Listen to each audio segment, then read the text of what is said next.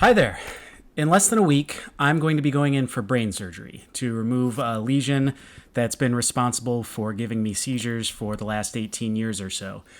And throughout the last year, I've been doing a lot of tests and procedures to determine that surgery is the best option for me.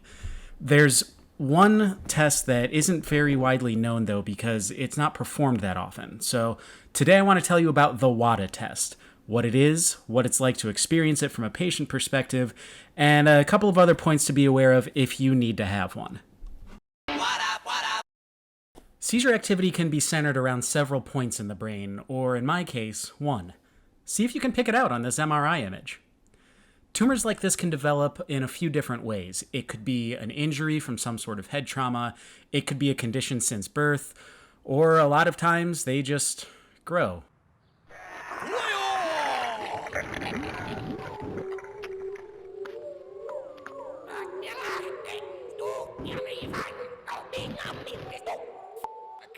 So, when a specific part of the brain is affected, sometimes the functionality of that part can move to a different place through something called neuroplasticity.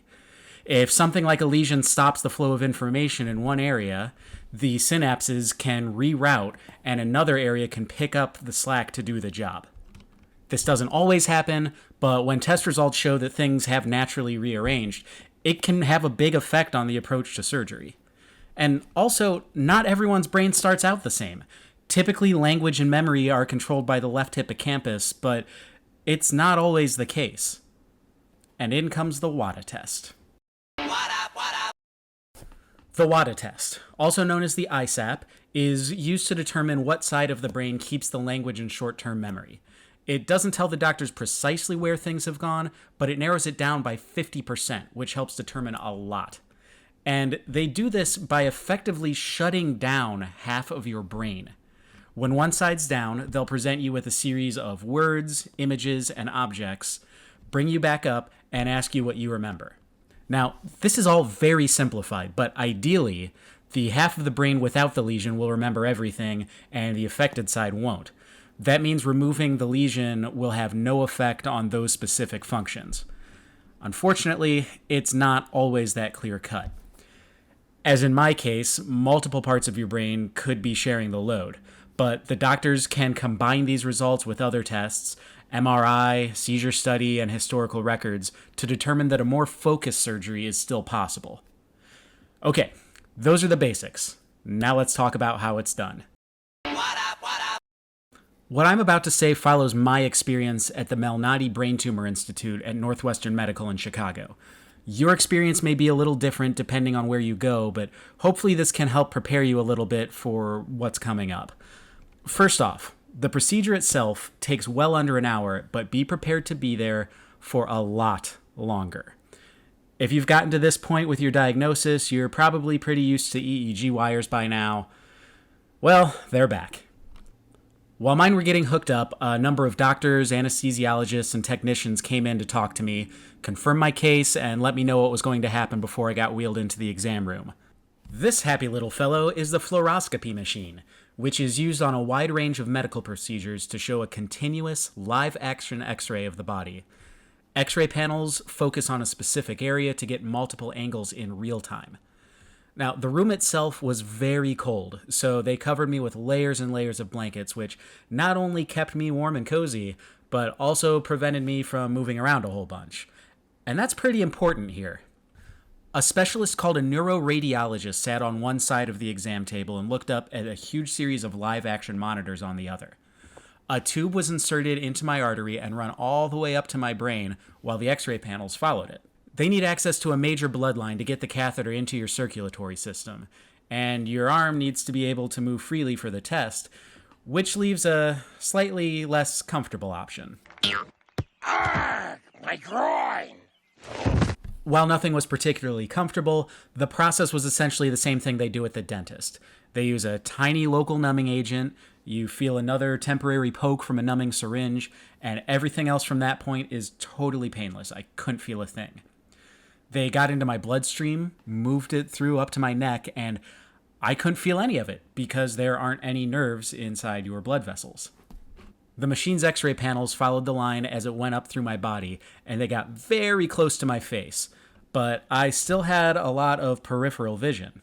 And out of the corner of my eye, I could see a live-action x-ray of my skull, when suddenly, half, but only half, of my brain started to fill up with the first chemical, going a little further with each pump of my heart, keeping a very clear dividing line the whole time.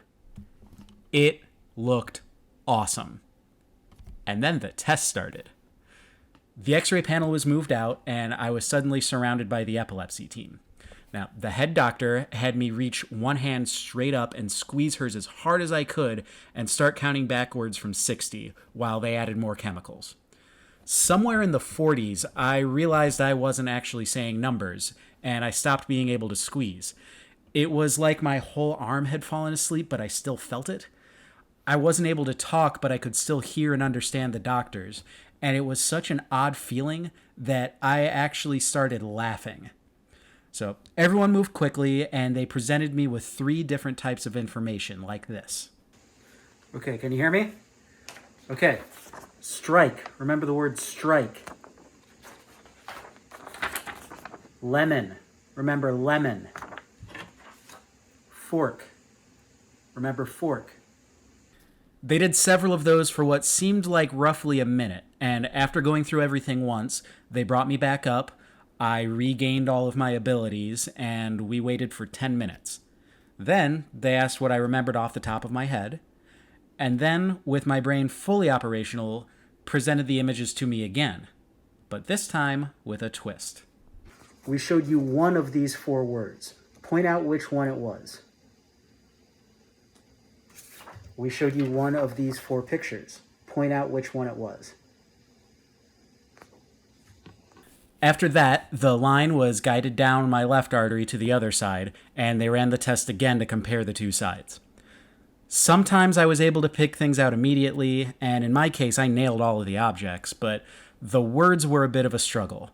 There wasn't a clear divide from one side to the other with me, but the doctors got enough information to form a plan. After the testing was complete, the neuroradiologist removed the line and then applied very heavy pressure to the wound for several minutes to keep the artery from bleeding.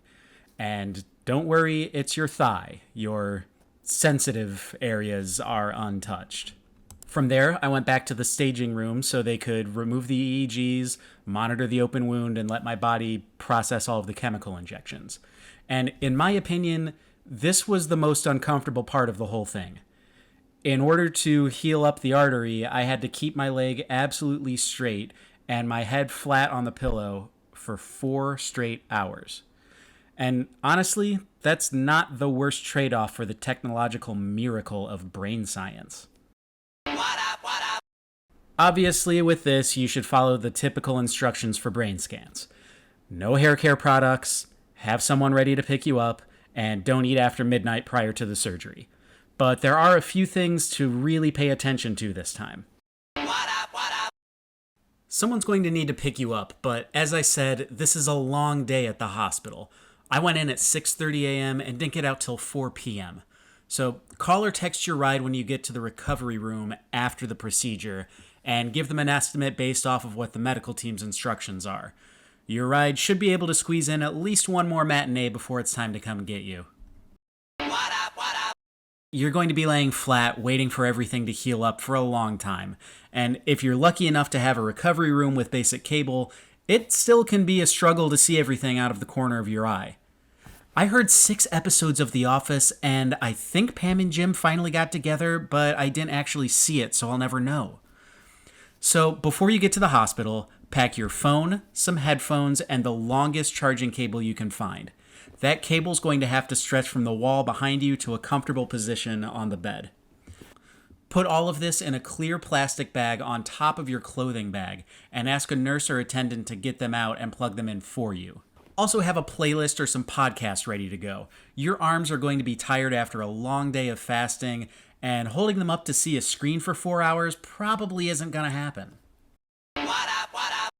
Pay extra attention to the food and drink restrictions prior to the surgery. You're going to be in those wires for a long time, and the logistics of going might be a little difficult. With that said, You might be pretty hungry after a long day in the hospital. Consult with the staff before you start pigging out, though. You may need to stick with a liquid for a little bit to flush out the chemicals before you start taking down a huge meal. But when it is time to eat, have something ready. For example, after spending the day at the Lou and Jean Malnati Brain Tumor Institute in Chicago, yes, that Lou Malnati, I ordered a keto-friendly sausage crust pizza and timed it to arrive just after I got home. Lou's is not an official sponsor of this video or channel, but I highly recommend them. The exam was developed by Dr. June Wada at the University of British Columbia. Its official name is the intracarotid sodium amobarbital procedure, or ISAP, but it's more commonly known as the Wada test because Wada is way more fun to say. Dr. Wada first invented the test in the mid-1940s. That's 20 years before the first CAT scan, 30 years before the first MRI, and 60 years before YouTube. The Wada test is one of the safest procedures out there. It's very low risk, and even though it was very straightforward, there's still backup anesthesiologists there just in case. It may sound a little intimidating, but it's really nothing to worry about. Hopefully this helps you as you navigate everything on your way to a safe and successful procedure. Thanks for watching.